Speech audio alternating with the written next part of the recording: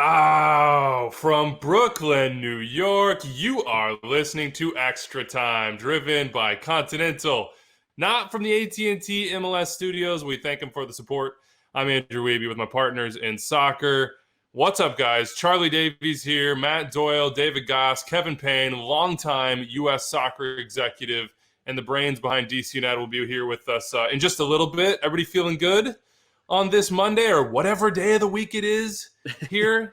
I have no idea. It all blends together. I mean, there's a Groundhog Day sort of reality to the way we're living right now. But the sun is out in New York, so that improves my mood about fivefold. Yeah, hanging in there, man. Goss? Yeah, it's not exactly Deep in thought over there. Yeah, not exactly. Well, I was actually doing a little research because Wiebe prompted us with an early topic that I hadn't done the proper research for and didn't remember my years on. So I was trying to sneak a little bit of that in. But Charlie, like any good teacher, you caught me. There you go. There you go. And look, it's not even a hard one. It's your first MLS memory because today is April 6th. And of course, that is the anniversary 25 years ago of the first ever MLS game, the Clash in DC United. You're going to be on stream here later with Eric Winalda and Jeff Agus talking through that game, watching that game. People can watch it on YouTube. Of course, ESPN has their slate of programming on this Monday night as we record at about noon. You might catch that if you listen to the pod right when it comes out at 5 p.m. Eastern, or you might not. And if you don't, ESPN Plus now has a cache of classic games, or will very, very soon, to keep you entertained through these long, uncertain days. The prompt was, what's your first MLS memory, Dave? That should be in your brain. You should be able to pull that out immediately. Well, I was trying to find the year. Vivid. So my first memory isn't watching games or going to games. It's playing backyard soccer.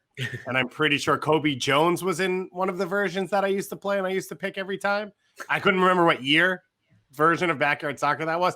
Turns out the Wikipedia pages on backyard soccer is not as informative as you'd like and not as obvious of how to use them. So that would be my first memory.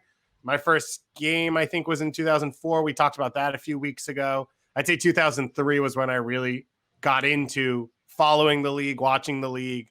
I'd sneak over to friends' houses on Saturday nights to watch FSC games on Saturday night because my parents wouldn't get the channel until I got a certain level of grades, which took a really long time to get to, and watching games on MSG.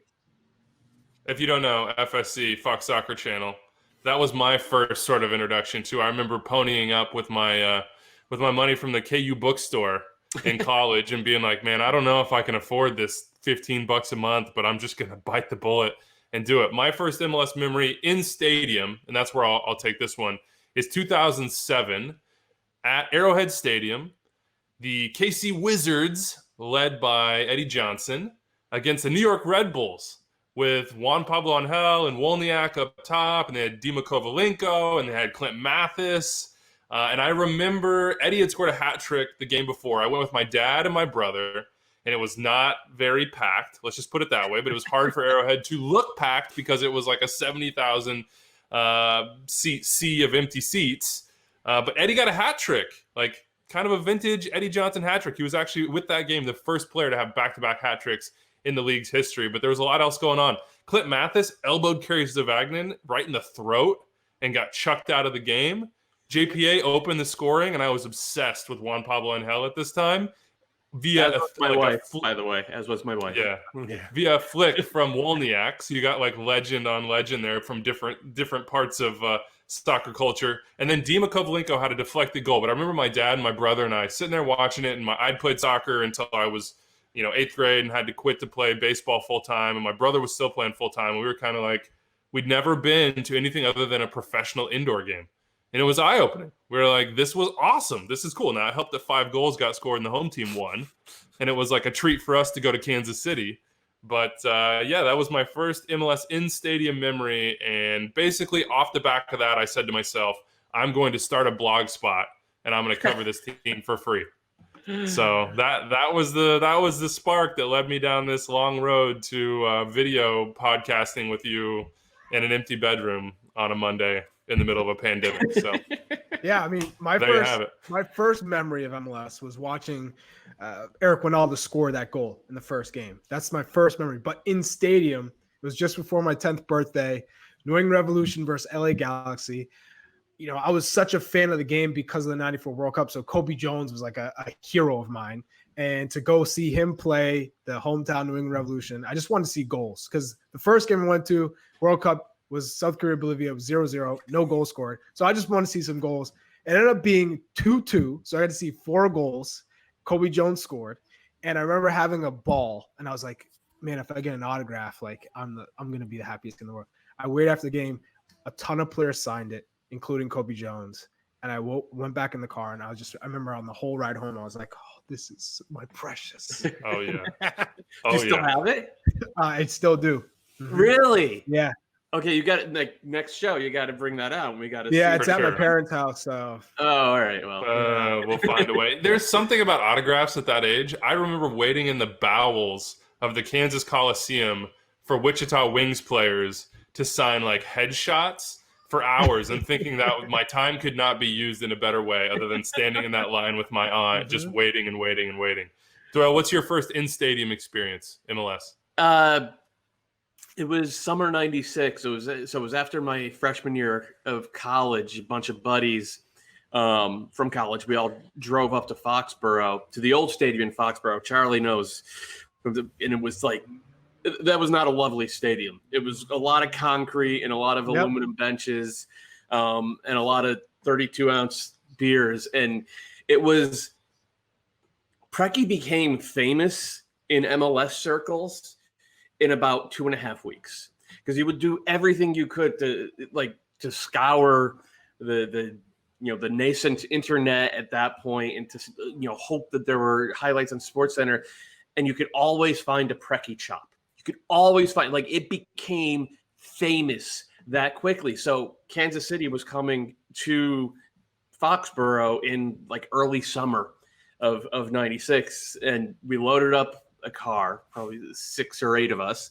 and we drove up to Foxborough, and we did a drinking game, other than the one kid who was the designated driver, and we did a drinking game, and we drank every time Preki chopped someone, and it got messy, especially because at some point he scored, and I can't vouch for this because memories are funny things, especially when they've been lubricated, but I swear he chopped, it wasn't Alexi, it was one of the other defenders on the Revs, and scored it like a classic Preki goal. So that was a finish your drink. That was my first in stadium experience, and I ended up having many more like that. But right off the bat, I want people to understand how incredible Preki was. He was 32 years old. He was an indoor guy, scored 1,000 goals for Tacoma, I think it was. He had played for Everton in the Premier League. He had this really bizarre career. He came through that great Red Star Belgrade youth system back in the early 80s. And here he was at 32 in MLS, starting a new league. And he's instantly on the same level as guys like Valderrama and Etcheverry, and he's outplaying Roberto Donadoni head to head. It was wild. Doyle, I forgot to bring this up a few weeks ago. We were talking about something around when the Metro Stars became the Red Bulls. Mm-hmm. They used to give away a full Snickers bar if they scored after a certain minute when you left the stadium. Do you remember that? No, I don't. They used to just leave the boxes at the gates as you left. And that was the highlight of the game. Someone would score, you get 30 Snickers bars and go home. That was the dream. No, I don't recall that one. No. So those are our memories, but I want more from you, Doyle. But first, just a quick promo for people that are waiting to see what's coming. Kevin Payne, longtime U.S. soccer executive. He's going to help us remember what it was like in 1996, but also 91 and 94 and all the years that it took to get this league up and running. He said it was basically driving an airplane in flight, not knowing how to drive an airplane. So he'll give us some stories. We've got Columbus Crew SC's Mount Rushmore. Why did I say SC? I have no idea. I'll never say it again. I'm so sorry. And the San Jose Earthquakes, both of them really, really difficult as I did my research last night. And then we've got Felipe in LA telling Charlie why he's dead wrong about Cienfuegos versus Beckham. But use the hashtag MLS96. Go share your first MLS memories. I love hearing these. I love learning how people got into the league. MLS in 96 is now on Instagram too, with some sick throwback content. Check that out. Go listen to the call-up. Brad Guzan is their guest this week. And tune into the MLS Classics Remix on Wednesday, 4 p.m. Eastern, the first Hell is Real matchup. It's going to be me, Doyle, Andrew Gutman from Cincy, and Columbus's Jonathan Mensah. So that should be really, really fun. Before we get to Kevin Payne, Doyle, I read your column, your Q&A about 96. Just help me and help everybody else understand what it was really like from a fan's perspective, from a young man's perspective. What was going on in this country as far as professional soccer goes, and how does it compare to what we have now? It's night and day, and a lot of it. I think the biggest way to contextualize it and understand it is from what Charlie said. Charlie was 8 or 9 years old for '94 World Cup, and that hooked him, and it hooked so many other people. But also, it was proof of concept that soccer in the United States could work. Because at that point in time, there was still very vivid memories of the old NASL failing. NASL went out of business in 1984. So, there was a very loud and very prominent sort of mainstream sports writer take that professional top flight soccer in the U.S. was never going to be a thing. Charlie's coming after your boy Dan Shaughnessy. Yeah, right. Shaughnessy was one of them for sure. Is still one of them. He still thinks it's not going to work. Okay. So that underpinned everything. But then what happened in '94 was the U.S. showed it. Like, the U.S. team wasn't just a curiosity. They could go out there and they could beat Colombia. They could go toe to toe with Romania. They could go toe to toe for 90 minutes with Brazil, and yeah, we lost, but it was a fight. They weren't college kids getting just steamrolled. So Alexi became a star. Kobe Jones became a star. Guys like Balboa, Tab Ramos, Eric Winalda, not stars at that level.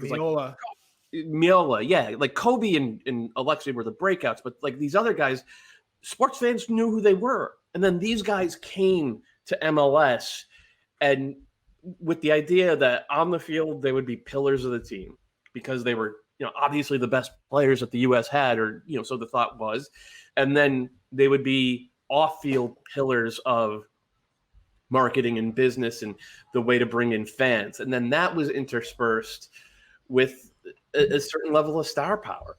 Getting Jorge Campos, he was 30 at that point. He was a star for the Mexican national team. Getting Carlos Valderrama, he was 34. He was a little bit over the hill, but not really, because even when he was 24, Pibe didn't run.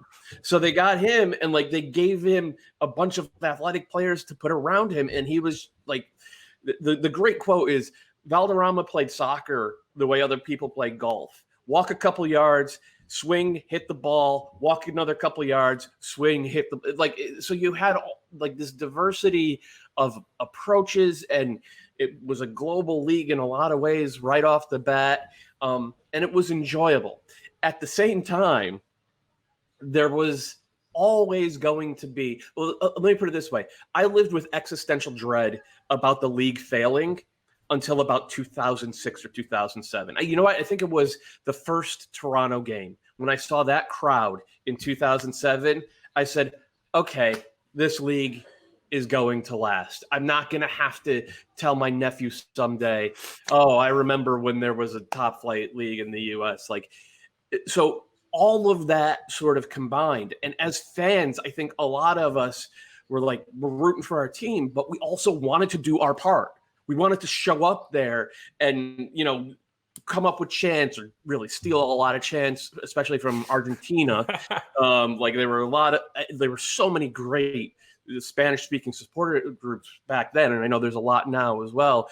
And trying to create that atmosphere, it felt like a cause. It felt like a cause, and it was so frustrating to a lot of us to see soccer fans in the U.S.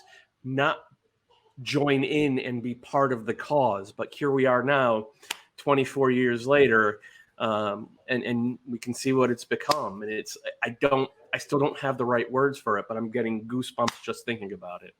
Let's talk then to one of the architects of those early days in the league, of the growth of the 94 World Cup, of so much more. It's an AT&T call to the field. That man's name is Kevin Payne. He's a longtime soccer executive here in the U.S. You probably remember him as the president of DC United in their glory years. He was with AEG Soccer for a couple of years, went back to DC, then was in Toronto, is now U.S. Club Soccer's CEO. Kevin, welcome to Extra Time. It's great to see you guys. Charlie, it's great to see you again. Great to see you as well, KP. Let's go back, man. Let's reminisce, because today is April 6th, and of course that is the anniversary 25 years ago now of the very first MLS game, the clash in DC United, and you were the president, CEO of DC at the time. 96 was when the game was, but when did you start putting things together? What was the task? How did you basically build a team, a league from scratch? Yeah, so the first meeting that, I was running a company at the time called Soccer USA Partners. We owned all the rights for the U.S. national teams. So all the sponsorship, TV, game promotion, and so forth. We also had the obligation to put all those games on. That had begun in 1990, and we did that through 1994, through the World Cup. And that was kind of our role in helping ready the nation for the World Cup. We did games all over the country. We did over 100 games in 4 years. And I knew Alan very, I had been at the Federation before that. So the two men that owned that company said to me, "What do you think about the idea of a professional league?" And I said, "I think if it's done right, it will work." And the World Cup is demonstrating that there's an interest in the game.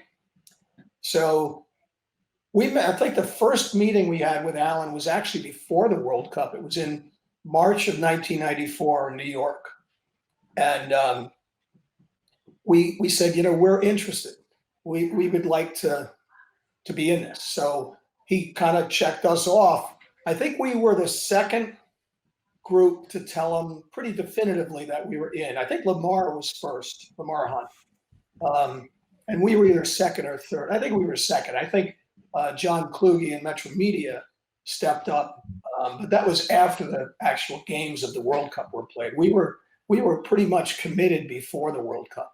Now, that was a pretty soft commitment, because then we all had to figure out, how many teams do we need to have to start? How much money do we need to have to start? In my case, I had to raise most of the money. The two guys that owned the company, they were willing to put up a certain amount, but I had to raise the majority of, I had to raise about 80% of what we needed. So it was a very long, actually, it was a very short process in a lot of ways. It seemed long at the time. It was a very frantic time. We were doing an unbelievable amount of stuff all at the same time. It was very exciting. And KP, prior to that, in 1990, you were the director of marketing for the U.S. Soccer Federation. What was the soccer landscape like prior to that 94 World Cup? And how were you able to get sponsors to buy in? Because you raised $35 million from that World Cup in 1994. How were you able to go to sponsors and say, "Hey, I have something special. Give me some money"? Well, I'll tell you. So I started at the Federation actually as the national administrator. That was the title. I was actually hired to be the executive director, but they didn't have that position, didn't exist. And I was hired I started work about 8 or 9 days before the game in Trinidad. And I remember on the flight back from Trinidad, we went through Kennedy Airport. And I picked up a New York Times. And there was on page 3 of the sports section, there was about a 4-column-inch story about us qualifying for the World Cup for the first time since 1950. And I was absolutely over the moon. We had made the New York Times. So now we all took a deep breath and said, well, now what? Now what do we do? And so we needed to figure out a way to promote the men's national team. And, obviously the game itself, but certainly our U.S. men were very, very important. And so U.S. Soccer ended up putting together a relationship with this company, Soccer USA Partners. And I was the director of marketing at US Soccer. And then in late 1991, I moved over to become the executive vice president of that company. And we had worked very closely together before that. So, I mean, it was hard, Charlie. It was, I tell a lot of stories about it, but there's one I will never forget till the day I die. I went to see the brand manager of Oscar Mayer hot dogs. Yeah. So I flew to, I'm sorry, it wasn't Oscar Mayer, it was Armour hot dogs. I flew to Chicago and I, get shown in, and he's got like a cubicle, like a pretty big cubicle, but he's a classic brand manager in a big company. And he's a big, beefy guy. And in those days, one of the styles was, particularly in Chicago, guys used to wear their, everybody wore a tie, and they would wear their collars like pretty tight. And they had these collar bars that went under the knot of the tie, but across the collar. And everybody looked like they were strangling to death. And so this guy was probably 260 pounds. He was a big dude. And behind him on a wall is his son's football team, framed. So I sit down with him, and the very first thing he says to me, and I hadn't set the meeting up. We had a guy that set the meetings up. And the first thing he says to me is, I don't know why I took this meeting, because I absolutely hate soccer. And I thought, that's an interesting way to start things.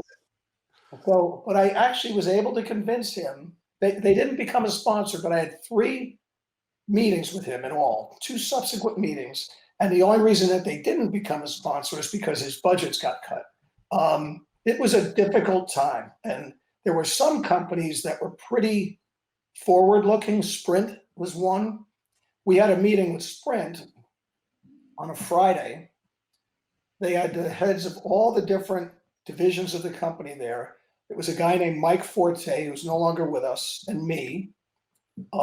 We presented, actually at that point, I was still with US Soccer. We presented the US national team at $2.5 million a year, times, at that point, it was almost 4 years, plus the World Cup at $7.5 million.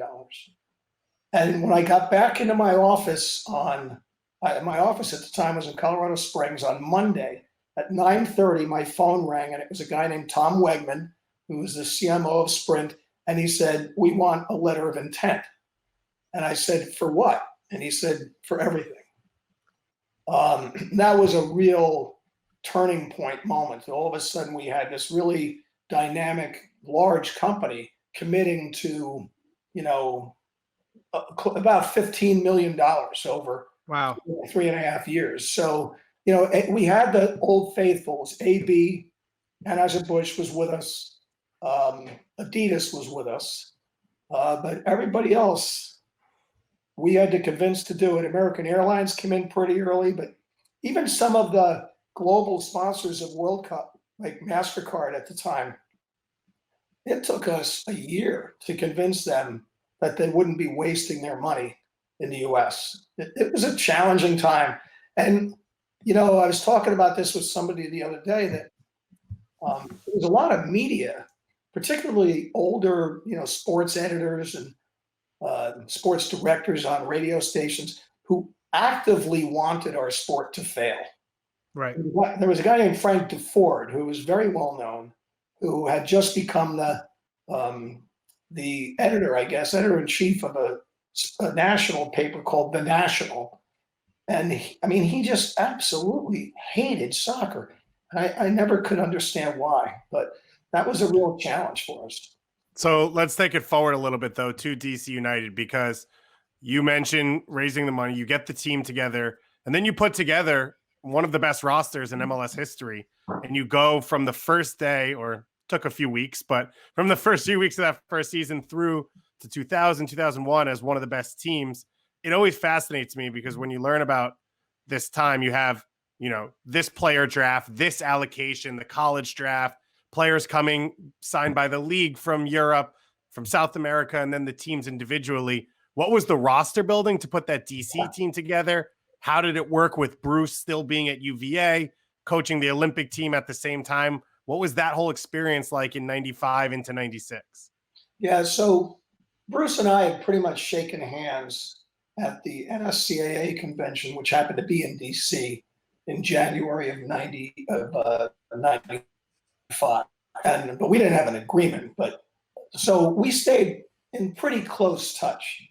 I told the league, there's a couple of players that we want, and everybody got to do this. I said, we want Marco Etcheverry and we want John Harkes. And they said, well, you got to figure out how to get John, because John was playing in England at the time and was successful. And John and I were friends. I would talk to him on the phone from time to time. So I called him one day late in the season in the spring of 95 and said, would you be interested? Would you come here? And for the first time, he said yes. And I remember calling Sunil Gulati, because he was the one responsible for getting the players. And I told him, and he was like, are you kidding me? And I said, no. And he said, that is absolutely huge. It's so important for us to get the national team players, guys like Tony Meola and Tab Ramos and John, because, they were really the symbols of the game in this country. And as important as it was to have the foreign players, really the most important thing was the guys who were the stars of the 94 World Cup team. And that John was a big get, because of all of the field players, he was probably the one who had the most successful career. He had played in the FA Cup final, the League Cup final. He won the Goal of the Year award in England, and things were going well for him. So, Bruce and I talked a lot about that. I remember Bruce telling me, you got to get Jeff Agus. And I knew Jeff because he had been, around the national. He had got on the national team, but he ended up not making the World Cup team. But Bruce had him for 4 years, and he just said, he's the most competitive player I've ever had, and we got to have him. So we got him. I tried to get Jaime Moreno before the season, but he had been, he had transferred to Middlesbrough on a pretty big, not a huge deal, but it was a highly publicized deal, and they weren't interested in letting him go. So, we had allocations, which were from the league, with a lot of give and take with the teams. Then we had at least 3 different drafts. So we had a draft that was for a bunch of foreign players that had been signed. Guys, for instance, Raul Diaz-Arce, we got in the draft. A lot of guys that were, sorry? I said that's a steal. Yeah, it was a steal. And actually, we got him with the last pick in the first round of that draft. Guys like a lot of the guys that were playing indoor soccer. And then there was a college draft. And then there was actually another draft that we called the supplemental draft later, which ended up producing some very significant players. Guys who, for whatever reason, hadn't signed contracts yet and weren't in the first draft, or new foreign players that were being looked at. So we all went to Florida and watched these guys play. Chris Armas came out of that draft to LA. We got a player named Mario Gori. Actually, the best player in that draft we all passed on because he was insisting on $120,000 a year. And we all said, no way. His name was Bruno Jimenez. I'm not going to remember the name. He played under a different name. I think he used his mother's name when he played, but he ended up playing like 9 years in Italy and then 6 years in Mexico, and was a top goal scorer in both leagues. I mean, he would have been the best early goal scorer in our league had anybody picked him, but $120,000 was too much money. So we all said no. So it was pretty wild. So the league made these arbitrary decisions. They decided that New York had the highest rated allocations. So New York had Peter Vermes, Tab Ramos, Tony Meola, and Roberto Donatoni. We had John, Marco, Cienfuegos, and a guy named Bertie Suarez, who was a Bolivian, who we didn't want. But they told us, well, you have to take him. If you want Marco, you have to take him. We said, well, we don't want him. He can't play the way we want to play. He said, well, yeah, you got him. So they decided that New York had the top, group of allocations. We had the second. So all the other draft orders were based off your ranking.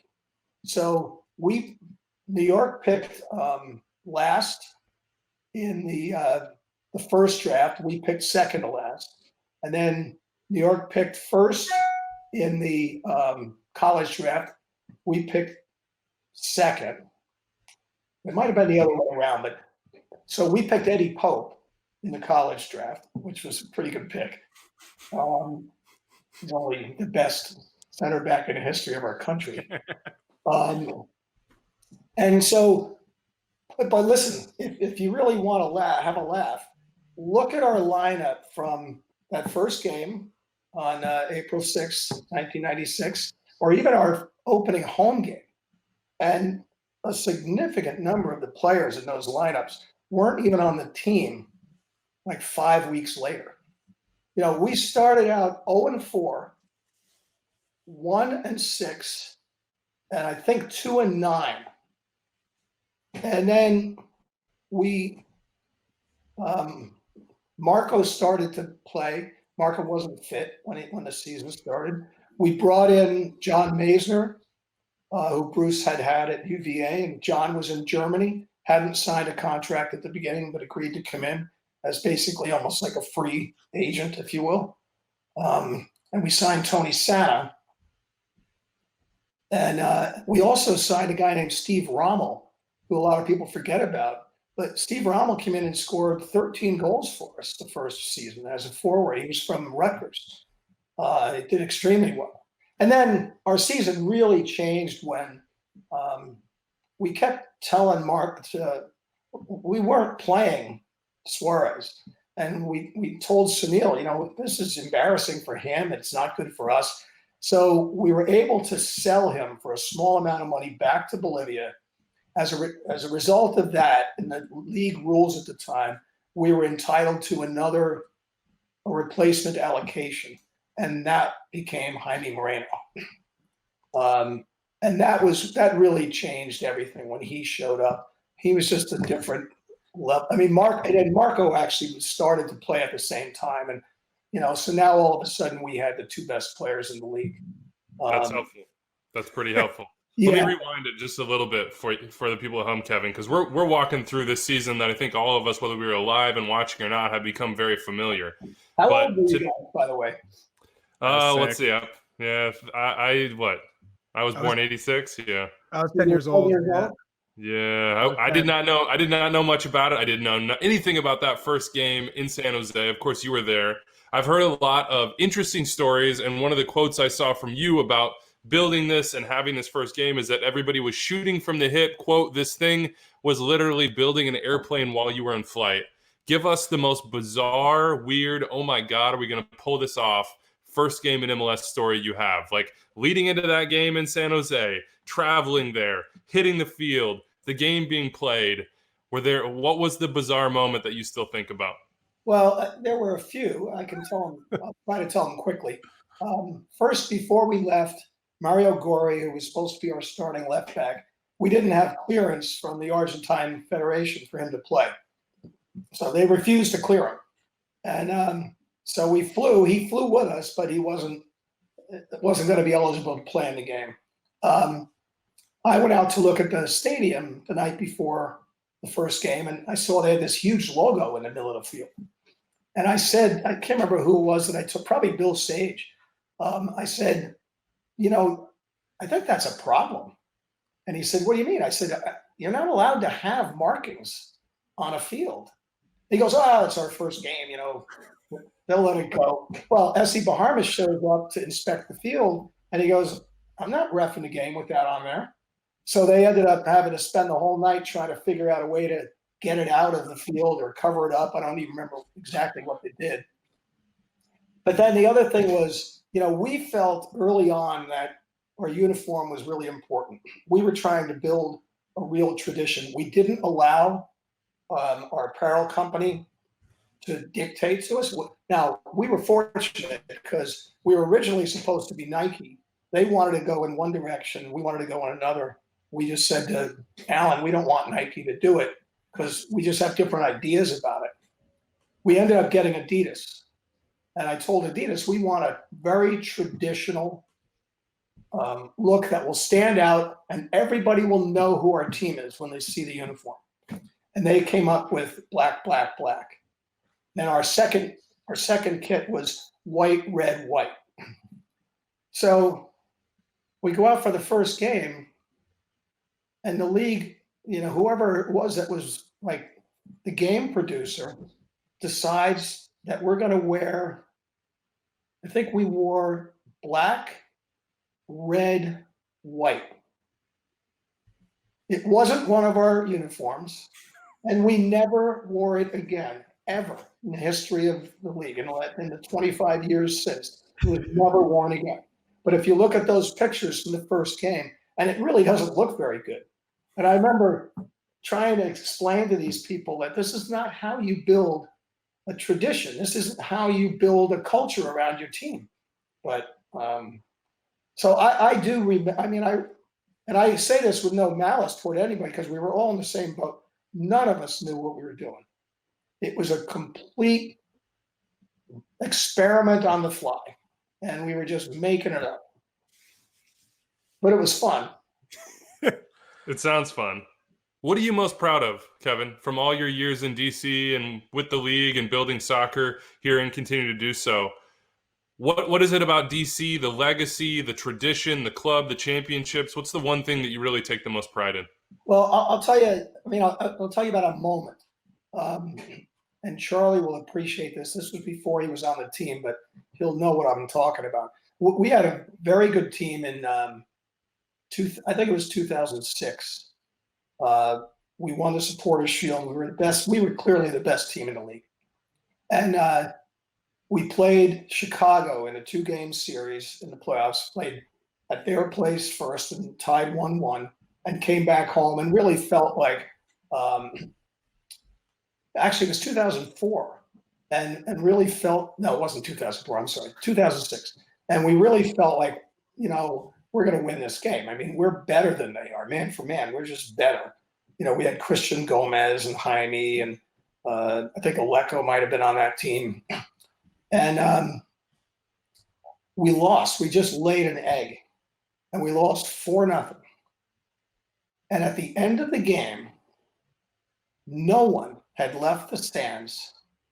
And our supporters clubs, all you could see on the far side of RFK Stadium was banners and flags, and it was just this amazing display of love for the team. Even though we had lost, we had just, and I thought, wow, we have really done what we were trying to do. We have created a real bond, a real culture that these fans are a big part of. And I always felt that was critical to the game succeeding in our country. And that's one of the reasons why we took such a traditional approach. We wanted, because I believe that around the world, football teams and fans they seem to have a different relationship than a lot of other sports have with their teams. A lot of other sports have relationships that are more transactional, and not always. I'm not saying, I don't want to overly generalize, but when you go to a place like Spain or England or Argentina and you talk to people, and for 6 or 7 generations they've been supporting the same team, and even if they move, they still support that team, and that's what we were trying to accomplish. So I think the thing that I'm most proud of, probably, and I've got some stuff in this little room that I'm sitting in that was given to me when I left the club by like the Barra Brava and some of the other fan clubs, the Screaming Eagles. And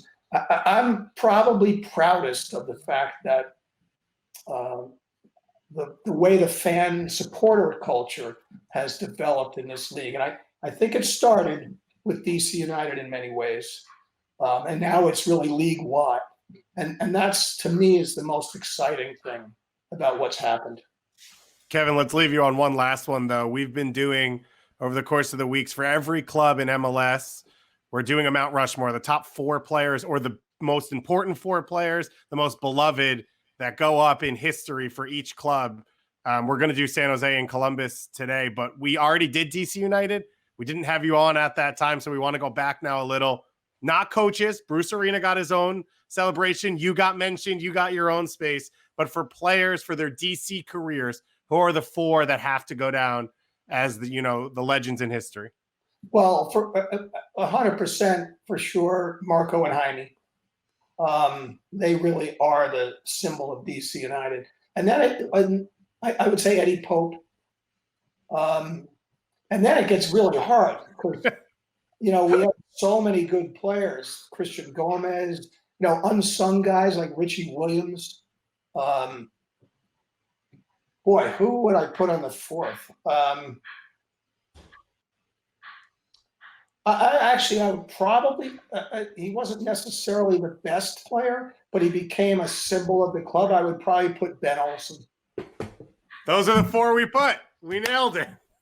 Yes, I feel vindicated. From the mouth of the god. It's hard, though. It is hard. And I loved so many of our players. And,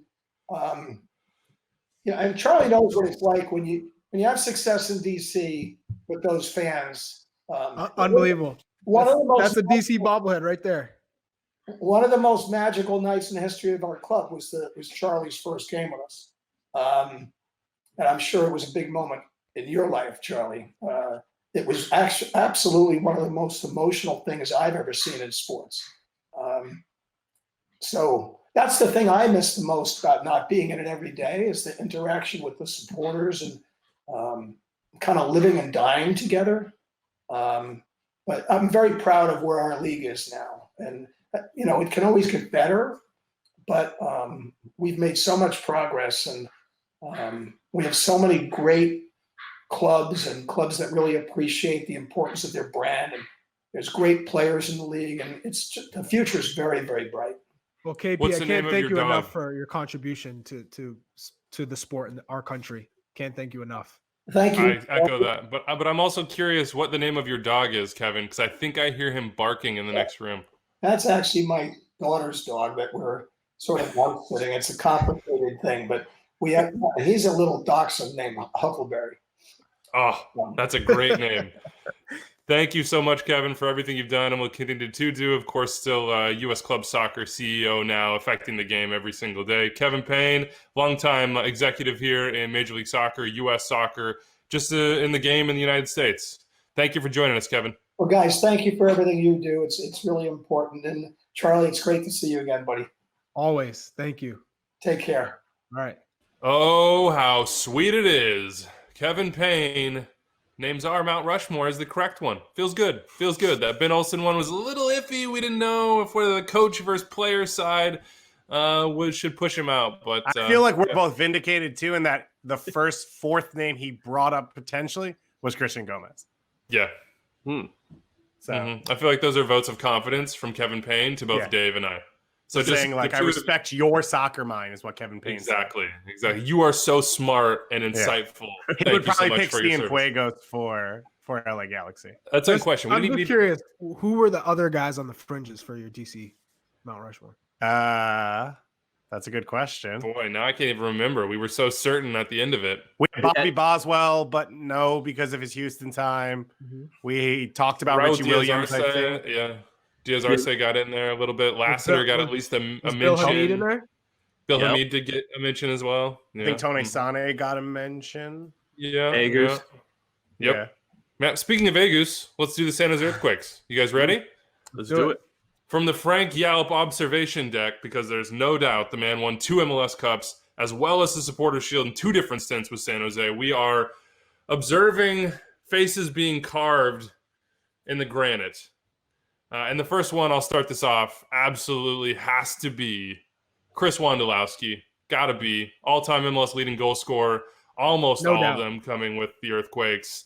He's just a legend. He's from the area. He represents the club through and through. I expect he will once he retires from playing professionally. But it's Wondo. And then I think there's a second, Doyle. Can you tell me who that second is that has to be up there before we really start this debate? It's got to be Ramiro Corrales, right? Mr. Yep. Quake himself, I guess. He was part of that original college draft. So he was an original MLS player in '96. He was the last original MLS player to retire from the league. I think he retired in 2014. Really, really good player. Never best 11 caliber, but like always solid. And had about a half dozen, maybe 10 caps with the national team as well. Cult hero, but also belongs on that team's Mount Rushmore. He was the last original MLS player to retire. So he was, but he was not the last player who played in the original MLS season to retire. I mean, he played 250 games. For the He Quakes. played a lot. The last 96 player to retire was Brad Friedel.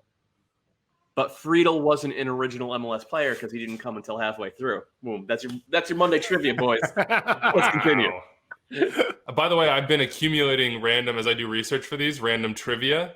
And I'm trying to figure out if we could do like one night a week or even just as a one-off, like mass MLS trivia somehow. I've been playing with my friends.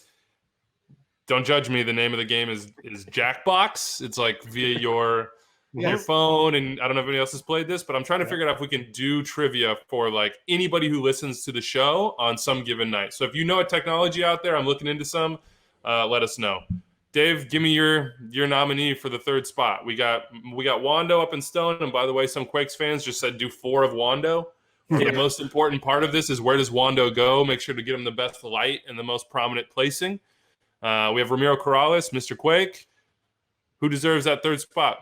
So I have a few names that go down over the next few spots.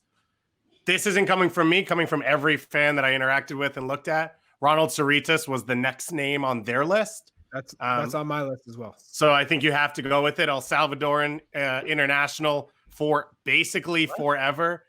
Played for San Jose for 4 years. One of their all-time leading goal scorers. I think he's second on the list, even though he only played there for 4 years. So I think that's an easy one to go down with as 3. Absolutely not. Absolutely not. He was a good player for terrible teams. Was he not on the team in 2001 when they won MLS Cup? But he was lost his job by that point, didn't he? No, all right. So he was on that leading goal scorer. He was on. Okay, so he was on that 2001 team. I retract the really vehement rejection. Okay, but I don't think he was never a best 11. He was never. He was an MLS best 11 in his first season with the team. So in '97, when they were the worst team in the league. So far, your first two arguments were never won anything. They could be the worst team. They could be the worst team in the league. He's still best 11. He's still one of the best players in the league. We're also regardless of how bad his team is, which should also give him, I guess, a better chance or shot at making a Mount Rushmore because he has zero help. Like you said, he's on the worst team. And Eddie Lewis was on that. It was in that group too. Okay. So who's your 3, Doyle? Who's your 3rd? It's pretty tough, but I would probably go with Ronnie Eklund because if you look at other than the elephant in the room is Landon Donovan, right? Because the best player for that little run was Landon Donovan, and arguably D-Row. And arguably D-Row. D-Row was the other one I was going to make an argument for. But Eklund was awesome. Eklund was arguably the best central midfielder in MLS for 4 straight years. He was a top 3 central midfielder in MLS for 4 straight years. And he scored huge goal in MLS Cup. Cerritos was good. And I shouldn't have jumped on that like I did. But he was not a key part of those great Quakes teams. And you have to go from that 2001 to 2005 run. When I think of San Jose Earthquakes, though, I always remember Ronald Cerritos and how good he was in the league, and so that's why for me, just as a spectator, I wasn't a huge San Jose Earthquakes or San Jose Clash fan, but one player I do remember when I think of San Jose Earthquakes was Ronald Cerritos, and that's why he'd be on my Mount Rushmore. You know Doyle, what? when you I'm talk actually about- going to take the L on this because I'm looking back now and I just didn't remember Cerritos' career the correct way. He actually came back to the Quakes for that 05 team that also won the Supporter Shield. Okay. I'll give The you other thing I'd Cerritos. say about the 01 to 05 teams, to your argument that you've made in the past of how can you be on a Mount Rushmore if you're thought of with other teams, Cienfuegos, Landon Donovan, and D-Row probably can't be on it, right? So for that span, that's your captain, your best player, and maybe your second best player that probably can't be on the San Jose one.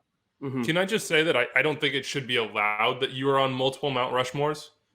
You have to be on one. If Landon being on LA's automatically disqualifies him, in my opinion, for San Jose, despite the massive role he played. It also disqualifies him because if you're an Earthquakes fan, you don't want to stare at your Mount Rushmore and see Landon Donovan's face standing back at you. You're right, but they probably do want to see D-Row. Yeah, I we already put D-Row on Houston. D-Row scored the game-winning goal in MLS Cup, and he was the best player in number 10 on the Supporter Shield winning team in 2005. And he played more games for San Jose than he played for any other team.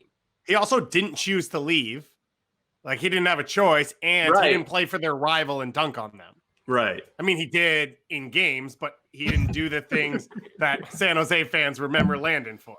Yeah, Landon cannot be there. Just Landon's welcome back to San Jose with the Galaxy.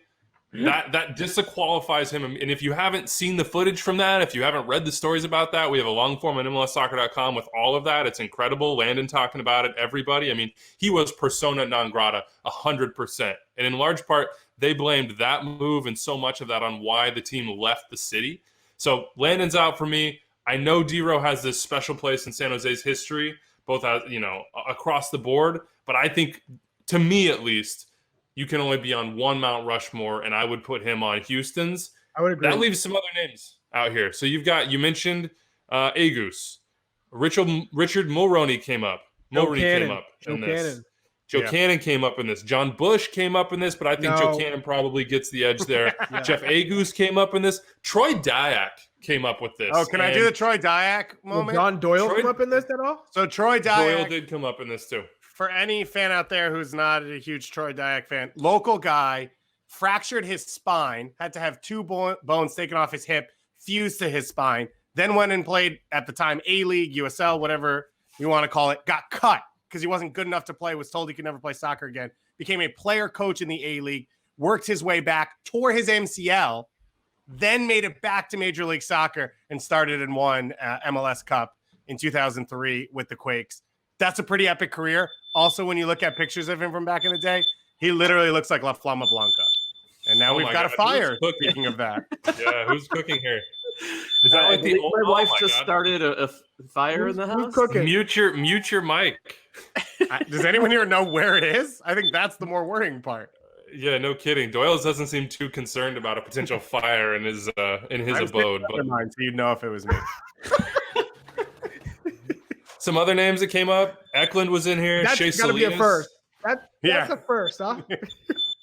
That is the That's first where we fire in league in show history. That's because of his Ronald Cerritos take. Nice. The foot is just Boom. Yeah, fumed up. that was a Come on. trash fire. That was a garbage fire that started down his own home. So okay, look, I think Ronald Cerritos is there. We have too many of the Earthquakes fans saying that he has to be there, and when in doubt, I'm always going to go with what the fans say. Ultimately, it is their Mount Rushmore. It is their monument. Who's the case for the fourth? I mean, I'll throw out Victor Bernardez. I don't think he makes it, but we should at least honor him. Linhart, we should honor. Manny Lagos is a guy who gets forgotten in so many ways. I mean, he would be on sort of the Minnesota all-time Mount Rushmore, maybe not MLS, certainly not, but the all-time one, he would be there. He scored so many big goals in 01 and 03 in those playoffs, but kind of gets left in the past for whatever reason. Charlie, give me a case for your fourth. Who's it going to be? Who are you going to put up there next to Wondo, Corrales, and Cerritos? It'd be Joe Cannon. He was MLS goalkeeper of the year. He's played a ton of games for the club. He when I thought of also San Jose Earthquakes, I think of a great goalkeeper, backstopper who you could depend on, who was consistent. It's Joe Cannon, and he really valued his time at San Jose. I remember talking to him and saying it's a great city. I love being a part of it. Great locker room, and he was one of the leaders for those dominant San Jose Earthquake teams. Joe Cannon for the fourth. Anybody? Yeah, I double up disagree? with Charlie. I didn't even look at the stats, and then when I went and looked, he leads them in shutouts. He's top 5 in appearances, all those things. But in my mind, he was arguably the best goalkeeper in the league multiple times, and he was what I associate with San Jose when I think about them. And he stuck around the area since he stopped playing. I think he coached their PDL team for a while, stuff like that. So that's what came to my mind, and I agree with Charlie. Where did we land? Sorry about that, guys. We're on the fourth one. After What your are you garbage cooking? fire set off yeah. the fire alarm on Cerritos, we moved on to fourth. She literally somehow lit a grilled cheese sandwich on fire. Somehow. I don't know. Like, we're gonna have to get a long explanation for this one. I'm gonna maybe ask her to write it all out so I could read it on Thursday's show. No, anyway, just so you know, I'd still eat it. So if you want to send it this way. I bet you would. Joe Cannon, are you in agreement that he's the fourth here? I mean, Joe's a really good shout. He spent a lot of time there. He won a lot of games there. He won 2001 MLS Cup. But so we have Cerritos, Wondo, and Corrales. 3. Mm-hmm. I mean, I would go Dero over Joe. But that. So yeah, my vote is Dero over Joe. I would go Dero too, but I thought we were all taking the same. We're all premise. taking. We said No, that's just Doyle's rule. So he doesn't have to follow it. Doyle's the one who I felt like week 1 was like, you can't be on 2. You can't be known for another club. I'm going to break this like that. I'm going to break this disagreement then. I'm going to go Joe Cannon as well. I would go Dero if he wasn't on Houston's and if he wasn't the first name on Houston's as well. It's not that I think you get, Dero can be, we were talking about snack stands or like, the elevator that takes you up to the observation deck or whatever. We can honor Dero in some way. Or maybe we like put up a simulation of the free kick goal into the top corner. I don't know, whatever it is, Dero gets honored, but I think Joe Cannon put his mug up on that Mount Rushmore. One of the things we got was, could the Bash Bros just be combined into one person? No, and put up there. Absolutely not. Oh, nope. Charlie's the worst person to ask about that. Hey, do you like the big strikers who just win balls late in the game in the air? Yeah, great. Well, there you have it. San Jose, Chris Wondolowski, Ramiro Corrales, Ronald Cerritos, and then finally Joe Cannon. Immortalized in their club pantheon. Let's hit the Columbus Crew. Can I do real quick? Just last thing. Yeah, go ahead. One of the coolest parts about San Jose, about the team, but just the soccer culture, is how many players in this conversation are locals, and how like the history of soccer in that area has changed this country. That it's the longest continuous running league is the league that they play at Boxer Stadium, which is the oldest technically soccer specific stadium in the country. So like all of that, and going back and looking at it, but I think a lot of us know this, all the guys stay after they play, and most of them are already from there. So it's really cool just to see what San Francisco, what the Bay Area, what Oakland, what San Jose all means to soccer. By the way, if you want some good Troy Dyack stories, ask Kalen Carr about playing against him as a Cal player and being terrified. Doyle, we forgot here to do the best year for the Quakes. So give us the best year.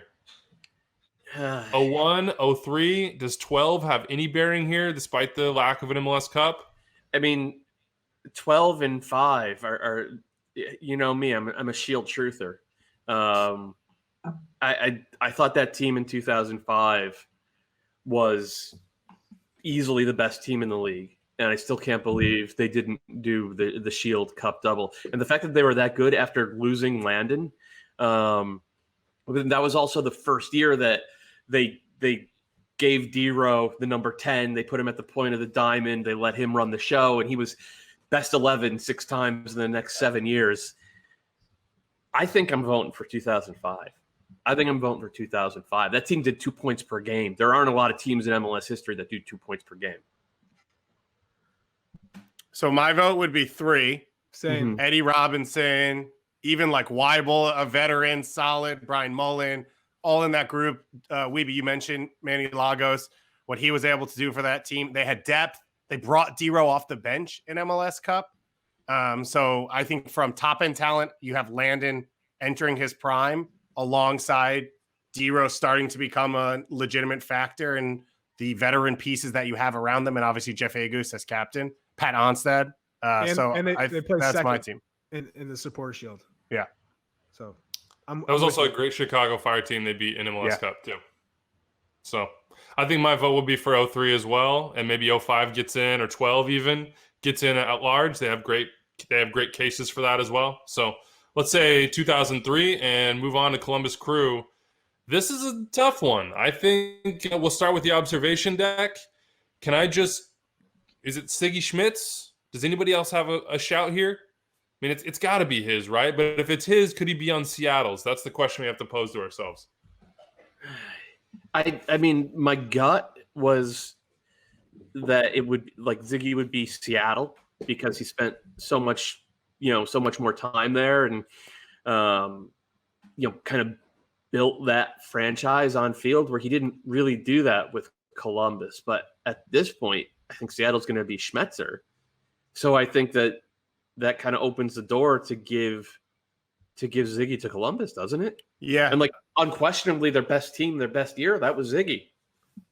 I think I agree with you. Although I think did we put Bruce on for the Galaxy?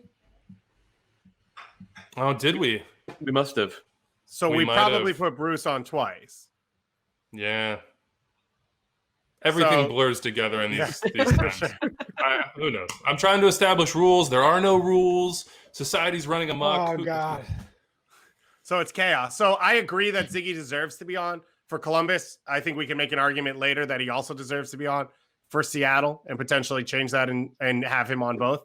But I would agree with what Doyle said. And I would just say, in my memories of the way it went for Columbus, they were like an original, exciting team out the gates. They built the stadium, and then they didn't become relevant to me again until Ziggy's teams became successful, and they didn't really win trophies. So he, I think, took the club into the next era, out of the original MLS one into the competitive at the top for a few years. I mean, even the team that won Supporter Shield with Warzia is still a large part of Ziggy's building. Just so it's clear, the 2004 team did actually win a Supporter Shield. So they did win shields in there before. Well, and they won Open Cup in 2002. Right. So they did win a couple of titles before Ziggy, but I think your take on it is largely correct. What he was able to build really quickly, and then hit that high point that no other Crew team has hit. There are some incredible names in the history of this club. Let's do our best to narrow it down to 4. And I'll start. It's got to be Guillermo Bertolotto. I mean, he's a legend in every way. In Columbus, he's massive, as they might say there. He's an MLS Cup winner. He's an MVP. So to me, Guillermo Bertolotto is unquestionably the first name that goes on my Crew Mount Rushmore. Who's the second name? You could choose from a lot here. There's Brian McBride. There's Frankie Hejduk. There's Robin Fraser. There's Stern John. Warzija was a hell of a player for them. I believe he's still right up there in all-time assists. Chad Marshall, Pipa, Higuain, Jeff Cunningham, Eddie Gavin. When I look at this list, you really can't go wrong. McBride had 62 goals, 161 games played. Jeff Cunningham had 64 goals, so he's the top goal scorer in club history. And he was a hell of a player, right? Jeff Cunningham, 203 games played.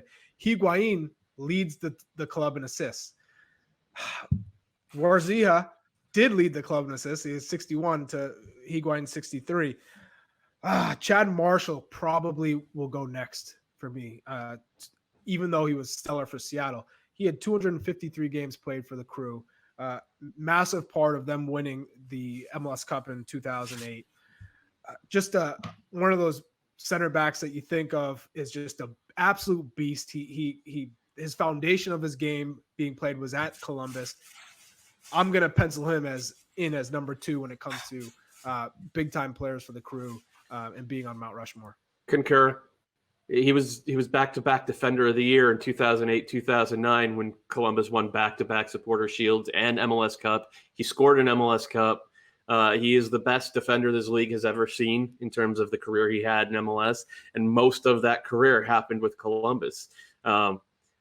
He's like Dero, though, because you can make a damn good argument for him to be on Seattle's Mount Rushmore as well. Doyle, are you surprised, or any of you actually surprised, as good as Chad Marshall was in MLS, that it never really took flight with the U.S. Men's National Team? Hey, Charlie, we've all heard the stories about the fitness tests at national team camp with Chad. So no, not all that surprised. Sure, fitness tests were difficult, but he also as a player, being awesome, dominant in the air, could strike a ball, like great in the tackle, communicating, like all the above. Much quicker than people realized, could pass the ball. No, he was great. And in a different world, he has 80 caps and a much different national team career. But, maybe we'll get some stories about those fitness tests for Bob's national team someday. I've heard stories about Frankie Hejduk's fitness tests where he partied the entire night and came back and won the fitness test as if it was nothing, like slept in a car. For instance, 2008, he wins MLS Cup, right? He's chugging beers with fans in the tailgates. 2009 was my first January camp. I'm coming in January camp. Frankie Hejduk comes on with his Oakley glasses, just chugs. He comes with a gallon of water too, but just chugs coffee. That's it. Chugs coffee. It's just like, dude, I'm here for the fitness test. Like, let's get this started, dude. And I'm like, what are you gonna stretch one? He's like, dude, I'm ready to go. We do the fitness test. I'm like, this guy is gonna bomb it. Like he has sneakers on. Everyone else is like running in cleats. You want to make sure you cut the edges and you save all the time you can on these fitness tests. He just crushes everybody. And then after everyone's gassed, he's like, dude, where are we going for lunch, bro? I'm like, this guy's a machine. And it was like that every day. He is a machine. And he did get 80 plus caps for the U.S. It was a little split, which I thought was interesting in the comments on Twitter about whether or not he belongs here. I mean, I think he does. I think it's a no-doubter. I think Frankie it's a no-brainer. Yeah, absolutely. No-brainer. Just saying, that's not how the fans saw it. So I don't know that it's fair for us to say it that way. I was surprised when I looked in the all-time list that he's not anywhere in terms of appearances or anything like that. When you look at the way the vote went on Facebook, I think in one of the crew fan groups, it was McBride and Schelotto first and second, and then Hejduk tied basically with Higuain for third/fourth. So he's definitely not those top two. I think it's going to be hard to leave Pipa off this list. So I think Pipa's third because, and Charlie mentioned it, first in assists, third in goals, top 5 in appearances, was the face of the team for 5 or 6 years, took them to an MLS Cup that they were able to host, which was a huge moment for the team in the city, got them through some rocky time more lately as the guiding light for their group. So I think Pipa should be the man that goes down as third. I'm not questioning that Hejduk should be on there. I think a lot of what Hejduk gets is off the field and post-career, his time around Columbus and what he's meant, which I have no problem with. Yeah. But I'm just saying you have to mention that. But Mount Rushmore, my man, deserves, if you say top 4 faces of the club, Frankie Hejduk. But you're talking about a guy. Is one of the 4. But you're talking about a guy who won trophies at right back next to a defensive player in the year in Robin Fraser and a defensive player of the year in Chad Marshall next to him. And that doesn't take away, maybe, but you're looking at other guys, and I'm not saying he's going to win over it. Eddie Gavin led parts of the team, where Frankie Hejduk was a great right back. But when he was in Columbus, he wasn't the elite Frankie Hejduk that he was earlier in his career. And I don't know that you can say if he wasn't there, the team wouldn't have won. He scored a goal in MLS Cup, no? I mean, he did. One of the great overlaps I've ever seen. And what a ball from Schelotto. I understand what you're saying, David. I disagree. I think he was consensus best right back in MLS for about the first 5 years he was back in Columbus. Now, he did miss a bunch of time with the national team, and he did miss a bunch of time with injuries every now and again. But all three, he was a starting right back for all three of their Supporter Shield winners. He was a starting right back for their MLS Cup winner. He's stayed in Columbus afterwards. I understand the arguments for other players, but to me, like, defining player in this club's history. Same. And you got to have the flow on Mount Rushmore. I need to see the flow immortalized in stone. I need to see how the artist does that rendition. I think Brian McBride is the other one. All-time leading goal scorer. He is a legend. You would make, he was a Chicago guy, but he doesn't have the time. Oh, he's second? Yeah. Jeff. Jeff. What competitions you're talking about, I think. MLS? But, I think goals. Okay. MLS goals, it's Cunningham. But I think all comps, it might be McBride. Yeah. By the way, it's Brian McBride, man. Yes, he set the tone for the team. Yep. So to me, it's Frankie and it's Brian McBride and it's Marshall. And then, of course, it's GBS. And then you're talking about a snub list a mile long, and Frazier and Warzija and Higuain and Cunningham and Gavin and Stern John. I mean, this is truly a difficult one among the originals. But to me, that's the four. I agree. I'm with you, Weeby. I disagree, but that's fine. You got Higuain. I would have taken people over Frankie, but I had McBride in as my first two. I had Marshall locked in or whatever, and I had GBS locked in as those three. Two of the other names that got mentioned by fans, so I'll throw it out there. I don't know anything about it, but Mike Clark, 7 years on the team, 2 MLS All-Stars, and someone said the snack bar should be named after Ali Moreno. There's that for you. Let me actually go a deep cut as well. Brian Mazanov. If Brian Mazanov hadn't, he still played 200 games for the Crew, and he was one of the best central midfielders in MLS out the gates. And this was after destroying his knees and his ankles as a 20-year-old, I think, in college. He was one of the best players on that 96 Olympic team. If he hadn't gotten hurt that bad, it's not as big an injury what if as guys like Clint Mathis or John O'Brien, but it's a level down from that. Brian Mazanov was awesome for that team for a good long while, and he's still in Columbus as well. I think he's actually. Would you put him over Robert Warzija? No.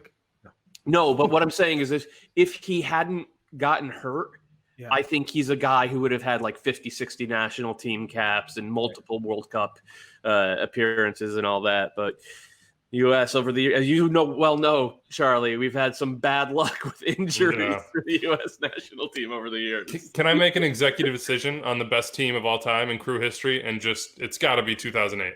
Yep. Has to be. Yep. It's unquestioned. All right, 2008 Columbus Crew.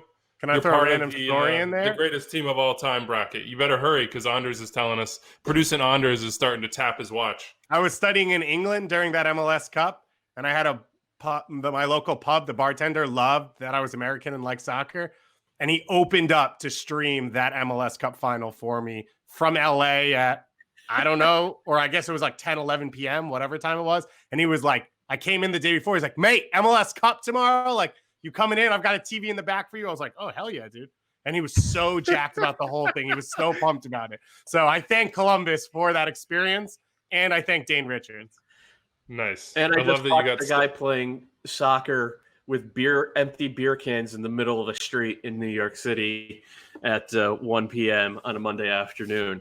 2020, folks. Oh, he's still going. 401-206-0MLS, extra time at MLSsoccer.com. Please hit us up, text us, email us, help us entertain you, entertain us, please. We'll end here with Felipe from LA as promised. He says he loves our show. Thanks so much for being around and for still going during this time. It's a fun and welcome distraction. Now the good part. Full respect and appreciation to Charlie Davies, but his call on Beckham being on our Galaxy Mount Rushmore is plainly wrong. Using his own reasoning about what Beckham has meant to the team in the league, you have to realize what Mauricio Cienfuegos meant to the Galaxy and MLS during his own time. Having such a skilled player from his background in the squad got the Hispanic community fully involved in the team and the league at a time. It truly needed real fans. And it's because of players like Cienfuegos and Jorge Campos that you had further years of quality Central American and Mexican players coming to the league and raising its playing level and rising attendance. This league needed the Hispanic audience. What's up? I was going to say, who had more of a presence in that community, Jorge Campos or Cienfuegos? I think you're undercutting the El Salvador community in LA. But no, I'm not. I'm just saying who had a bigger influence. You were supposed to let me finish this. Felipe in LA has the floor, bro. All right, Come on, give it a second. All right, Respect. I lost my space. I know now. Felipe is like your cousin. You had your cousin Get outta here. right in your email. Okay. Felipe This from league Brooklyn. says Felipe needed the Hispanic audience to survive its early days. So with the same logic that you wouldn't have Zlatan without Beckham, you wouldn't have Beckham if it wasn't for Cienfuegos helping keep the team relevant. If you don't believe me, come sit in the stands with me and look around at all the Cienfuegos jerseys still being worn.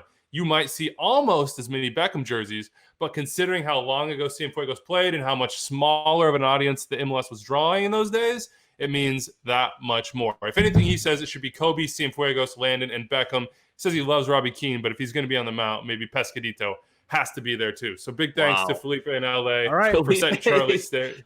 I love Felipe, but that's a questionable take right there. Woo. Hey, we all get our time in the love it. sun, all right? And I want to sit with Felipe. I want to see what it's like to sit in the LA Riot squad and watch one of those matches. We'll get Charlie in there at some point here. All right, we got to get out of here. Anders wants to get us out. He says we're taking up too much time, and of we course didn't we're draw trying our to teams export. for Thursday, so we'll do it on Twitter later. Okay, all right, good call. All right, Charlie, why are you so upset? I want to know who we're doing right now. Okay, right, fine. give me do 1 it. second, Do it. Charlie. Right. But I already tried this with you, and all your numbers are always I got the same. I got some more numbers. Okay, Charlie, give me your first number. 12. That will be NYCFC. And give me your second number. Second number is 23. We don't have 23 teams left to pick from, so there's no one at 23. Thanks. I felt good about that one too. I'm gonna go with 8. Interesting. New York Red Bulls. Okay, Wow. it's a New York show. Ah, An all New nice. York episode. Wow. All right, Hudson New River York Derby Darb. coming on Thursday. All right, There folks, you have go. a great week. Stay safe, stay sane, stay healthy. Hit us up. Hasameak to everyone celebrating the Pesach. I'm trying to get a matzah sponsor in here. So Yehuda, if you work there, hit me up. Let me know. I could save the $4 on a box. Good ad. All Great right. ad at the end. All right, that's our cue. Have a great week, everybody.